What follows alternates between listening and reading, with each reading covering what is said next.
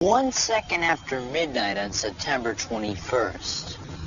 My friend Ellen says it's over the moment you start thinking about whether to buy a 3-ring binder or a spiral notebook for school. But for me, the way I know the summer is a goner is when my brother Pete and Artie, the strongest man in the world, go to the beach and try to beat up the ocean. They're not crazy, just angry. Angry that the summer has to end. I know exactly how they feel. Every year it seems like the summer is over about 10 seconds after it started. Especially this summer.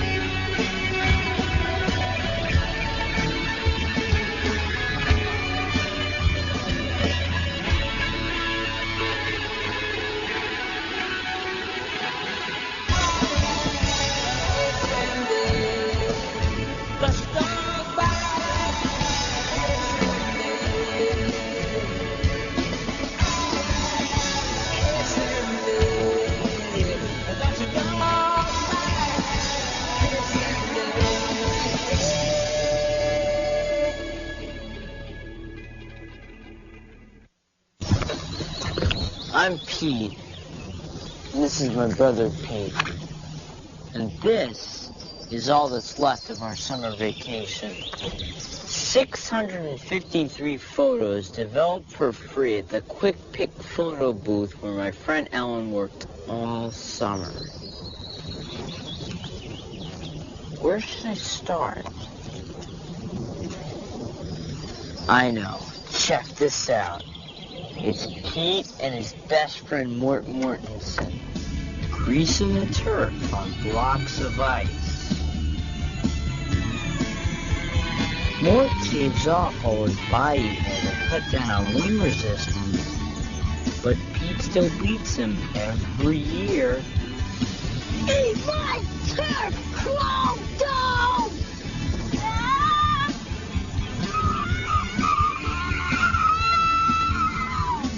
One of the surefire signs that summer has begun. Why? There are other signs too. Your shadow gets shorter. Electricity gets louder.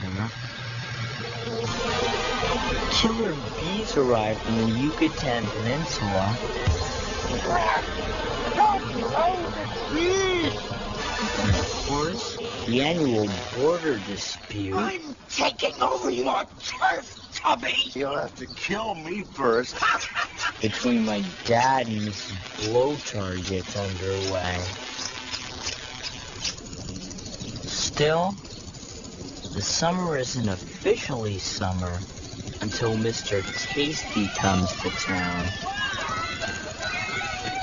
No one knows who he is or where he comes from, but when that first really hot day in June rolls around, you just know the Tasty Mobile's coming to the rescue.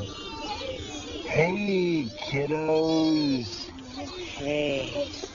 It's not like he remembers your name, but once, my brother Pete was broke and dying for a blue tornado bar, he offered Mr. Tasty a huge and evil insect for trade. He doesn't sing, does he? He's flesh. I'll take it. That's just the kind of guy he was. The other thing I should tell you about Mr. Tasty is that no one knows his true identity. Who is he?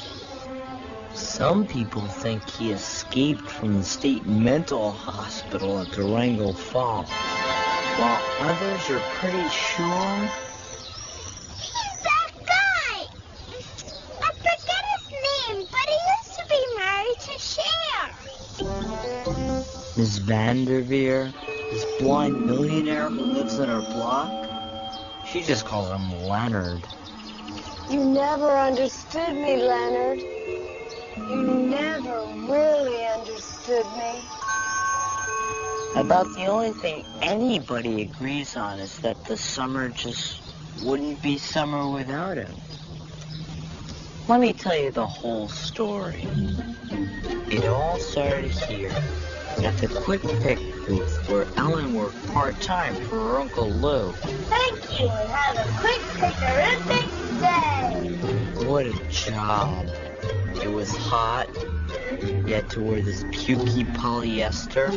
Plus, there was nowhere to go to the bathroom. You just had to hold it in. Outside of licking dirt for a living, it was easily the world's deadliest job. Then, one day, she stumbled across a clue. A clue that could unravel the summer's greatest mystery.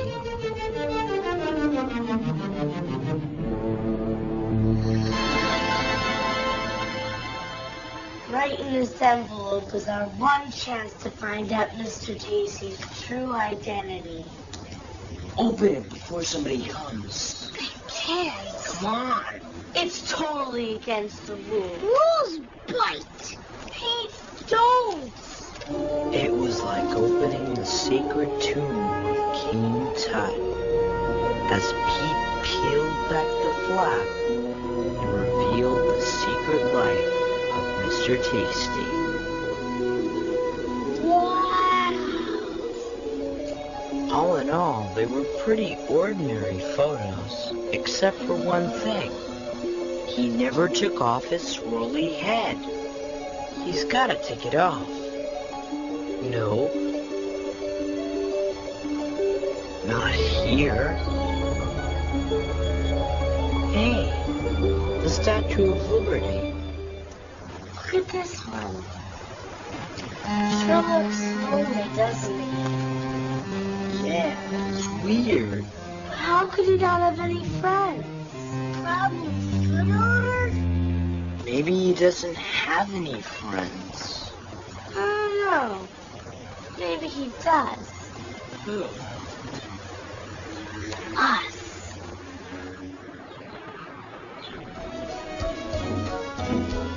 We really didn't know what to do. I call this one the shimmy, shimmy, shake. And we really didn't know what to say. So, how fast does this baby go? But we tried our best to somehow make friends with the mysterious man behind the plastic mask. So, do you have a girlfriend? Sure, I got 49 of them. Let's see.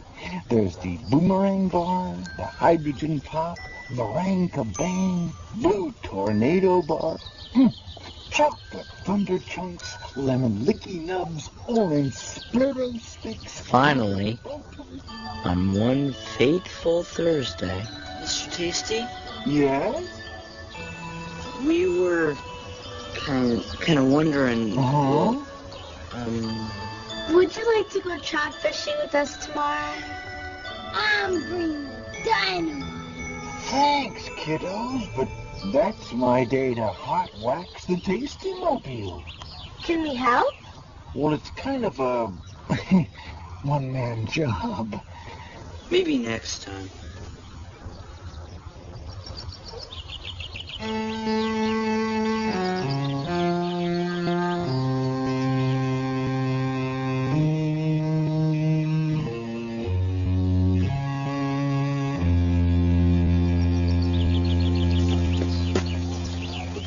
Mr. Tasty, Uh-huh. do you have any friends? Well, sure. All kids are my friends. Yeah, okay. But don't you feel like kind of lonely sometimes? An ice cream man lonely? Come on. Yeah, like maybe you feel like nobody really knows you or even cares? Hey, everybody knows me. I'm, Mr. Tasty. Now, what can I do for you kiddos? Let us be your friends. I know. How about a bodacious blue tornado bar to tickle your tonsils? Buffo! No, that's not enough anymore. I'm sorry. I wish it could be different, but it's for your own good. Take them. They're starting to melt. Please, they're all you really need. They're just popsicles. Exactly. And I'm just an ice cream man, and you're just my customers, and that's the way it has to be. How can you say that? There's no other way. Just give us a chance. I can't. Not here. It's the best I can do.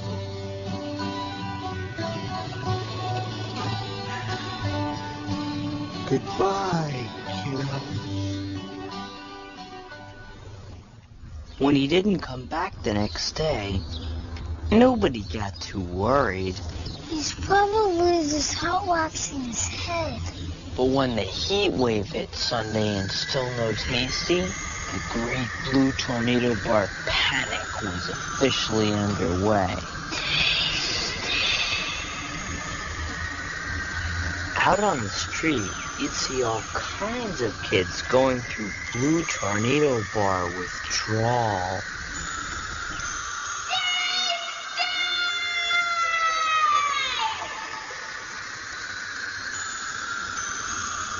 Tasty? I'll have 2 blue tornado bars and a meringue bang for my sister Lucy.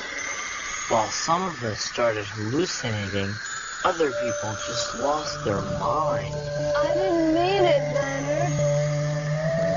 Leonard, you were good to me. The summer had turned to crud. About all we ever did was sit around spreading tasty rumors. I heard his truck crashed. I heard his head melted. I heard he remarried Cher. Other than that, we just stared for hours at the hypnotic swaying motion of Mrs. Blowtorn's colossal arm club. Look at that flub go! It's a flesh avalanche.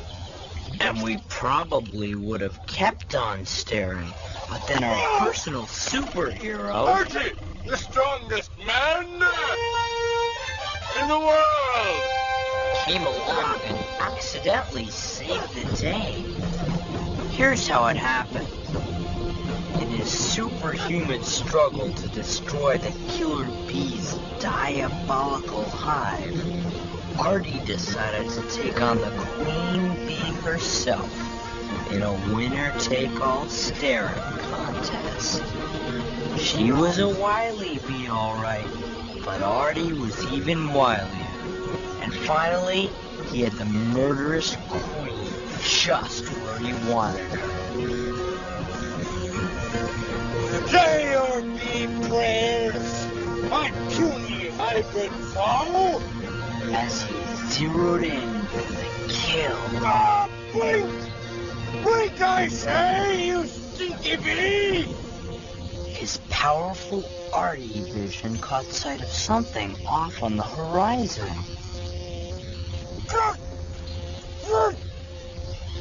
It can't be!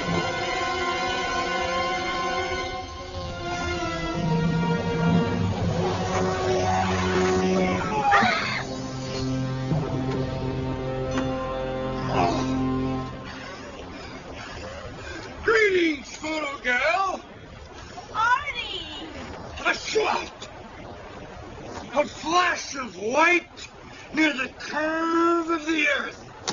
Then it was gone. So what, Artie? The tasty mobile!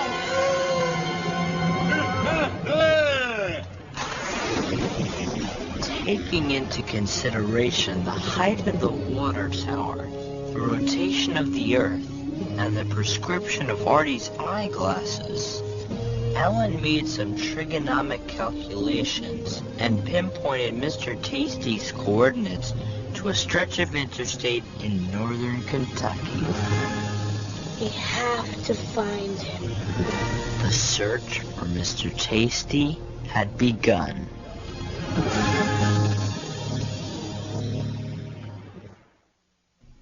After Artie's miraculous sighting of the Tasty-mobile, he sprang into action.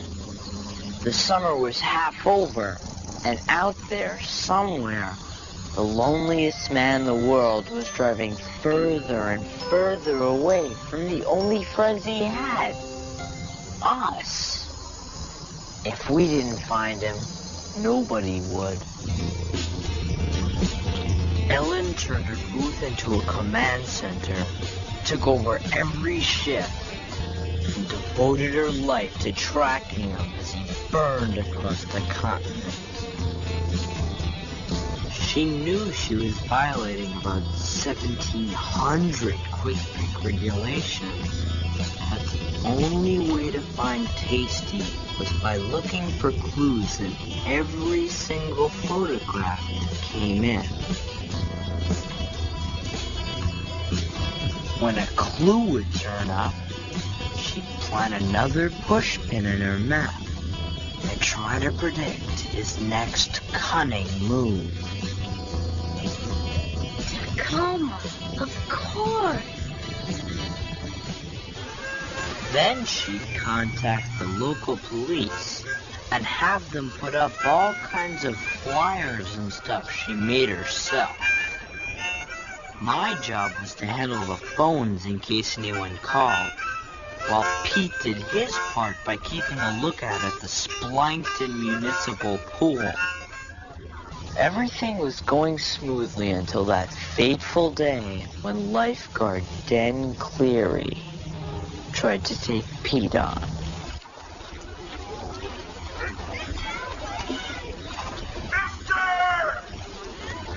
I want you over that board in 10 seconds.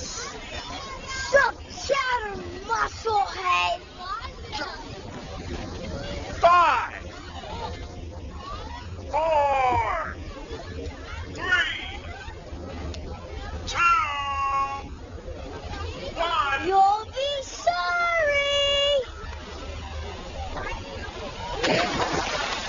The thing you have to understand about Pete and Den Cleary is that they've been feuding for years. Last year, after Den Cleary caught Pete eating in the pool, he banned him from the water for the whole summer. This summer, Pete was to eat no prisoners. His plan seemed innocent enough at first. The day Den Cleary made Pete jump, he jumped 43 more times. The next day, 79 times. Then 104 times. Pete knew it might take a while, but all that jumping day after day, well, it began to get to Den Cleary. He tried to outmaneuver Pete by calling countless adult swims. All the kids out. Get down. Adults only. But when the constantly plunging Pete got up to 269 jumps one day, Den Cleary finally snapped. Oh, doctor, please listen to you. I can't take it anymore. Please just make him stop. So see what I can do.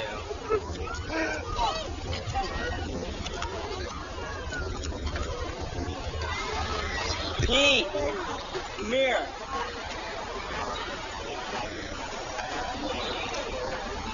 The situation calls for Plan F.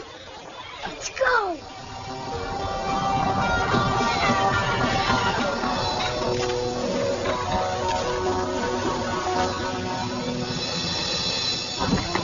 With Dan Cleary out of the picture, Pete was free to continue his lookout vigil. The new lifeguard didn't seem to mind.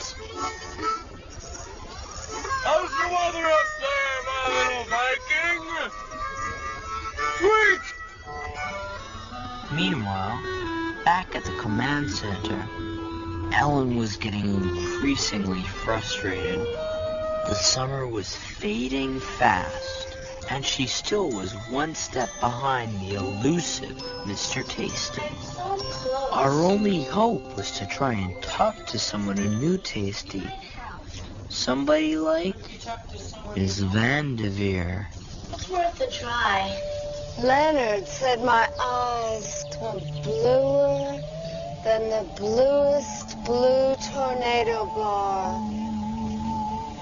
He did. He said that.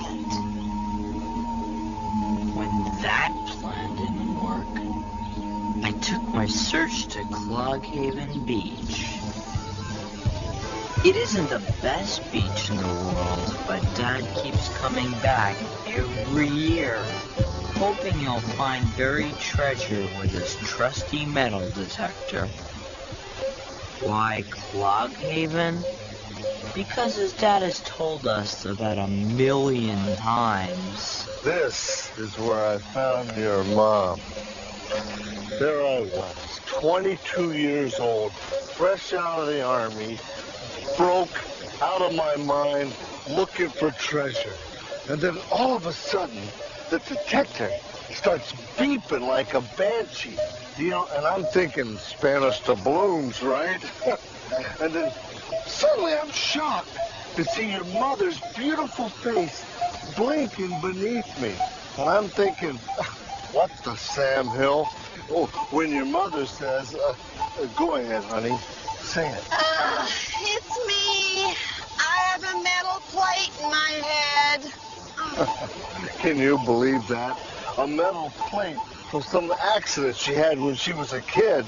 And we get to talking. And next thing you know, honey, next thing you know?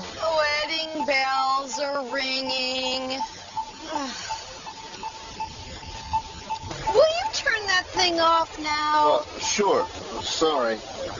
Did I ever tell you guys that story before? Huh? Before we launched into the story of their wild honeymoon at the Hoover Dam, I veered toward the boardwalk, hoping I'd find an ice cream man with some answers about Mr. Tasty. What can I get you, son? How about a sludge-sickle? You seem like a bona fide sludge-sickle, man. You don't have any blue tornado bars, do you? Nope. No, I don't. You'll have to talk to Mr. Tasty if it's a blue tornado you're after. Do you know where I can find him? Nope. Heard he got run out of town by a bunch of nosy kids. I heard they just wanted to be his friends. So that's what happened. What do you mean? Tasty knows the rules. Why do you think he wears that plastic head all the time? To keep kids like you from asking too many personal questions. Why? What are you guys so afraid of? Look, aren't we here on the first hot day of every summer? Aren't we? Don't we carry 49 different flavorific flavors, including pineapple flirt? What else do you want from us?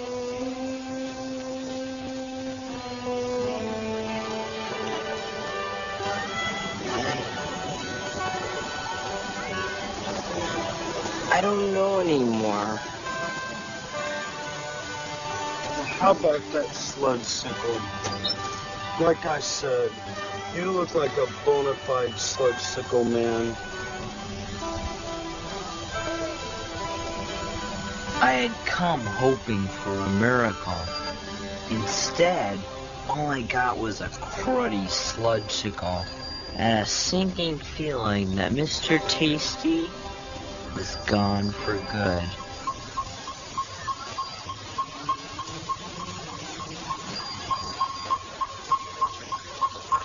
Oh, hey, we got something here, something big. Come here, come on. Oh, hey, I think it's like an Oldsmobile, like a Delta 88 or maybe a Cutlass Supreme.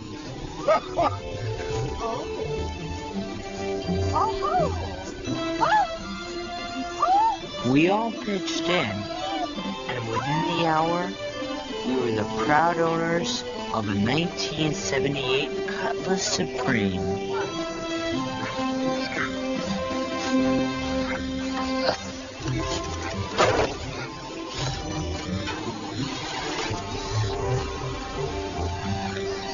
Hey, buckle up. Let's go. It ran perfectly and had tons of leg room. I got a new car. Our dad was so happy, he sang all the way home. A Cutlass Supreme. It's got a radio. Windows, headlights. As much as I enjoyed Dad's beautiful voice, I knew Ellen was finishing her second shift. So I had Dad drop me off at the mall. So how'd it go at the beach? Dad found a car, Cutlass Supreme. Did you find anybody who knows Tasty? Yeah, this guy, Captain Swami. What'd he say? He said I looked like a bona fide sludge sickle man. Mr. Tasty's never coming back, is he? No, I don't think so. Let's go, I'll walk you home.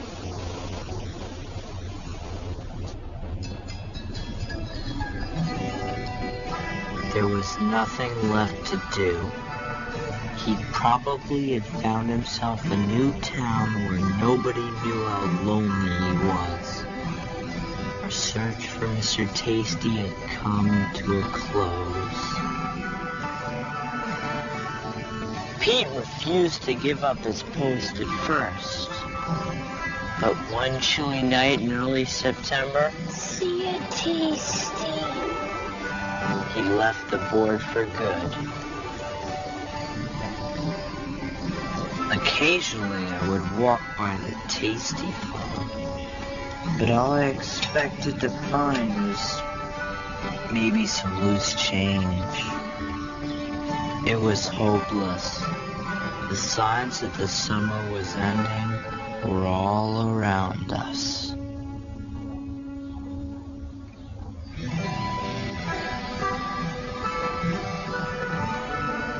After you get tan with you, Stinky, we will battle next year.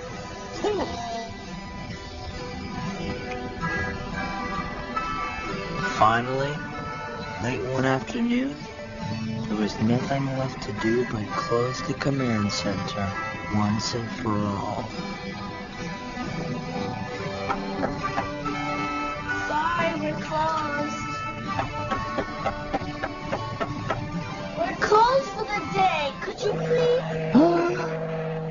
Mr. Tasty! Hey, kiddos! Mr. Tasty, you're back! Where were you? Where? I think you know where I was. Ellen, right?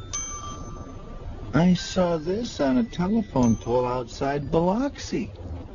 And this one near Duluth. Seems everywhere I went. There I was. Why did you come back? Oh, I had to. I wanted to pick up my photographs. Oh, yeah, they're right here.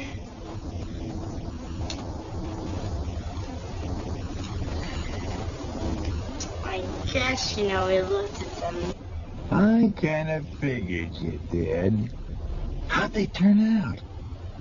Oh, hey, you ever been to the Statue of Liberty? You should go. I pretended a blue tornado bar was the torch. I wish it was. Me too. We missed you, Mr. Tasty. Please, don't say that. But why is it so terrible? Because every year on this day the summer ends and I always have to say goodbye. It's hard enough without having you kiddos missing me. Then don't go. I have to, Pete. I'm an ice cream man. I am what the summer is. Fireflies, thunderstorms, butt sweat on the car seat. And when it all goes, I have to go with it. Couldn't you just stay a little bit longer? Well, I'll tell you what. There's a little daylight left. What do you say you kiddos help me wax the Tasty-mobile? Didn't you say that was a one-man job? Not anymore.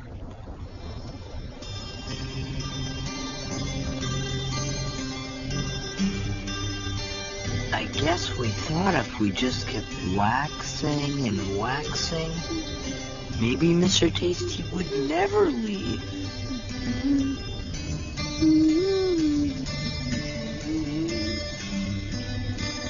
But when the sun finally set, it was time for him to go. Okay, kiddos, come on. I got a long drive ahead of me. Now, don't worry. I'll be back. First hot day, like always. Till then, I was wondering... Yeah? Could I get a shot of all of us together? It means a lot to me. Sure. Great.